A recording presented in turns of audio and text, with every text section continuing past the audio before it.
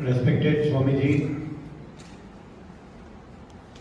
respected elders, and my dear friends who have all assembled here.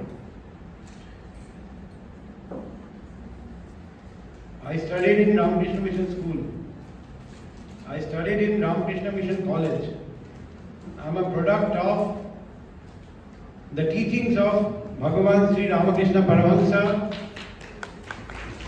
Sarada Mata, and Swami Vivekananda. The other day, someone asked me, see, I don't go to temples. I am a devout Hindu, but I don't go often to temples. The other day someone asked me, you are a devout Hindu, all of us should be proud of our own religion. A Muslim should be a devout Muslim. A Christian should be a devout Christian. They all should respect their own religions. I also believe in the sloka Swadharma nidhanam sreya paradharma bhayavaha. I was told in my childhood, it is better to die in one's own religion rather than convert to another religion. I was taught in my childhood. So I believe in my religion. I am a devout Hindu, but I don't go to temples very often. I told them, I don't go often to temples because of Swami Vivekananda. They asked me, how is it possible? He went to Chicago. He was the man who showed the world what Hindu religion is, what Sanatana Dharma is. And you being an ardent devotee of Swamiji, you are telling that you don't go to temples often because of Swamiji. I said yes. Swamiji has told us, has taught us. There is a Bengali poem. I don't know if anyone here understands Bengali. It says, বহুরূপে সম্মুখে তোমার ছাড়ি কোথা খুঁজিছ ঈশ্বর জীবে প্রেম করে যেই জন সেই জন সেবিছে ঈশ্বর. Oh fool, you are searching for God. Where are you searching for God? Look around. Every person around you is God incarnate. You love them. That is the best form of worship. So, I believe, since my joining this service also, before that also, once I was motivated by Swamiji to follow this ideal in my life, I never looked back. All around me, everyone, I started considering as my gods. And even here also, whoever I see, I believe that if he or she is in trouble, to the extent possible, let us help. Because they are our gods. So if one message of Swamiji you want to take home, you want to keep in mind, please keep this in mind. Love the human beings around us, around you. We have not seen God, but God is there in our parents, inside our teachers, and inside every human being around us. What pains me so much is today, when there is a traffic accident on the road, people will either go past that injured person as if nothing has happened, or click photos for publishing in the newspaper. But they will not, or they will just be mute bystanders. They will not take them to the hospital for fear of, say, court issues, police issues. That is not what Swamiji said. Swamiji has always harped on selflessness. He taught us to be selfless. So all of you who want to believe, who want to follow the path of Swami Vivekananda, try to be selfless. That is the greatest teaching that he has given us. Swami's teachings, as far as I am concerned, I divide it into two parts. One is this fellow feeling, love towards every human being, affection towards every human being, irrespective of caste, creed, religion, gender, nativity. The other aspect in Swami's teaching is how to develop yourself, how to develop your personality, how to be a true man, a true woman, a true human being. Once I entered the portals of Ramakrishna Mission, the first shloka that caught my mind was Uttishtata Jagrata Prappa Bara Nivadata. What he said, and we all must keep in mind. It is arise, awake, and stop not till the goal is reached. So we must all have a goal in our lives. It may be to be the best singer, the best painter, the best scientist, the best doctor, the best engineer, the best civil servant. If you are a homemaker, the best mother, the best wife, but some goal in life which you want to achieve. Until that goal is achieved, we should not rest. The other thing he said, before that I will tell you a story. We all know how Swamiji made us proud. I heard that in the World Parliament of Religions, they used to deliberately keep his speech at the end so that the audience will not leave the hall. Because everyone used to come only to hear him. They were not interested in what the other religious teachers from across the world were speaking about. A country which was enslaved by the British, where people were suffering, people were starving. Under those conditions, he made our country again known for its religion and spirituality. But once he came back, in Bengal, people used to abuse him. There were people, some people. Then one devotee went and asked him, Swamiji, what you have not done for this country, for these people, for the Hindus, for everyone, upper caste, lower caste. He never believed in casteism. He believed in the equality of men, that every human being is God. So the devotee asked, but people are hurling abuses, heaping abuses on you, telling all sorts of nasty things, all untruths, falsehoods. Why are you not bothered?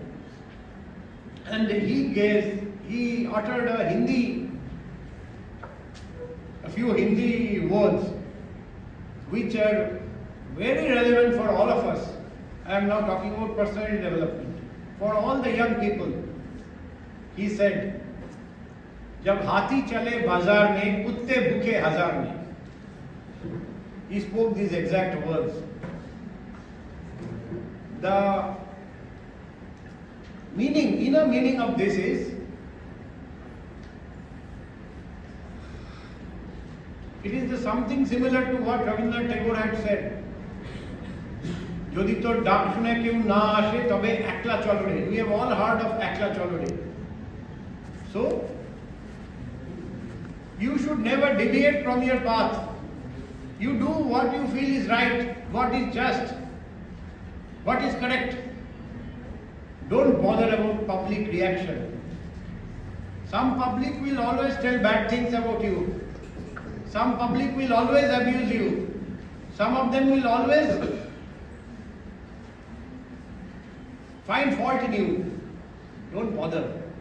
As long as you are on the path of justice, righteousness, dharma, morality, ethics, you ask your conscience, am I on the right path? If your conscience says yes, don't bother. That was Swamiji's teaching. Another great teaching that all of us should never forget, that should motivate all of us. Strength is life, weakness is death. All of us should be strong. We should never be weak and show weakness. Just now ma'am was telling, I like that portion of her speech so much. Nowadays, youth are very often falling despondent. They are despairing. They feel there is no hope in life. They feel like committing suicide. Let me tell all of you, all of them, this life is gifted by God. You have no right to take it away. Only weak people can think of committing suicide. Strong people, they know there are struggles in life.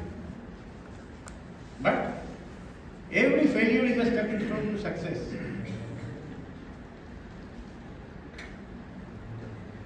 We walk, we stumble, we fall, and again we get up. That is what Swamiji said. You have to have, he again said, faith, faith, faith. Have faith in yourself. One who is having faith is theist. One who doesn't have faith is atheist. So have faith in yourself. Be strong. Your boyfriend has dissed you, your girlfriend has dissed you, so what? Does your life depend on your boyfriend or your girlfriend? Does your life depend on your success in a particular exam? Whether you are getting the first rank or whether you are passing an exam? No. Life is a marathon race. The marathon race consists of so many meters. 1 meter you win, next meter you lose, next meter you fall, next meter you get up. It is a journey. Therefore, small ups and downs should not be able to bother you. You should remain so strong that you should be a source of strength for others. Why should a small misfortune in life break you so much that you feel like committing suicide?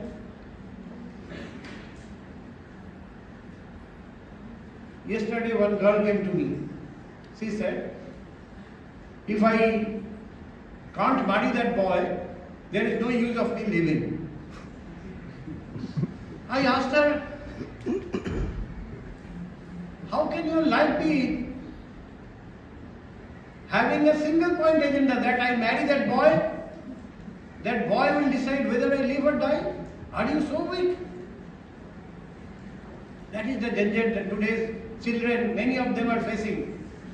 If I can't achieve this, I die. I failed in my SSC, I commit suicide. I failed in Inter, I commit suicide. What is this? Your parents, how they have brought you up. Your friends, how they care for you. There are so many people on earth who care for you.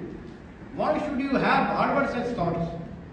Now, assuming that there is no one on earth that cares for you, okay, you assume that position of strength so that you care for others. Your life should not depend on others. You be a people tree. You give shade to others. Let others come under your shade. You be a source of inspiration, a source of motivation for others. Let you be the role model from whom others can learn. Then there are children of today, youth of today, who only believe in work, only studies or only work. Here again, Swamiji has a word of advice for all these people. He told them at that time soccer was very popular, football. Now also it is very popular in Bengal. He said, give these boys one football, let them go and play in the field every day. They will get stronger, fitter. They will be able to not only studies, not only work, sports, games. You have to focus on everything to have a harmonious, balanced personality. Last but not the least, he believed. Why did he think of Belur Math? Why did he think of setting up the Ramakrishna Mission? Because he knew that he was not going to live long. He knew that he had to build up an institution. The 12 disciples of Bhagavan Sri Ramakrishna Paramahansa, they all came together and set up. The Ramakrishna Mission was set up. He knew that even after him, the legacy will continue. Ramakrishna Mission will be a worldwide phenomenon where people will come for solace, for happiness, for getting inspiration, for motivation, to learn how to do selfless service for the poor, for the needy, for the downtrodden.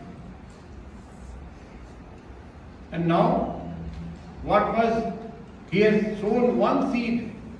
Now we see people trees all over the world. Whenever there is any calamity, the first and foremost people who rush there to save people, to rescue people, to rehabilitate people, to help people are the monks and the disciples of Ramakrishna Mission. So, what he said, I will end with this. He said that if you are steadfast in your path of character building, path of education, path of spirituality, path of selfless service to the humanity, if you build yourself, if you prepare yourself for tomorrow, you don't know what potential is within yourself. That potential will come out. Then only you will realize your true potential. The flame is inside you, in all of you, in all of us. We don't realize what we are capable of. But he wanted that potential to be unraveled to the world. And he said, and I quote, Nirgachati Jagadjvala Pinjaradiva Kesari. Only then, just as a lion who has till now been caged, opens the cage and comes out, and then the world knows that there is a lion inside. All of you are lions and lionesses. All of you are caged. The cage may be because of your emotions, because of your inhibitions, because of your laziness, because of your some habits which are pulling you behind. Once you shed those, once you break those shackles, once you break open that cage, you will also come out like lions and lionesses, and the world will stand in awe of you, and you will become role models for the entire world, beacons of hope for the humanity. That is what Swamiji wanted all of us to become. He wanted the nation, all of you, to have muscles of iron and nerves of steel. On one hand, you have very strong personality. On the other hand, you have a very fit and agile body. That is when we can fulfill the dreams of Swami Vivekananda and take his ideas forward. I thank Ramakrishna Mission monks for giving this opportunity. I am very proud and privileged to get this opportunity to talk to you and share my thoughts. In future also, if I get an opportunity to come and talk to you and share the